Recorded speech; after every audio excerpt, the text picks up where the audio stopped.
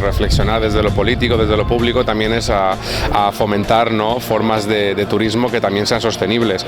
Lo hemos comentado en la presentación, el turismo que se desplaza en veleros, pues es un turismo sostenible, ya que no usa combustibles fósiles.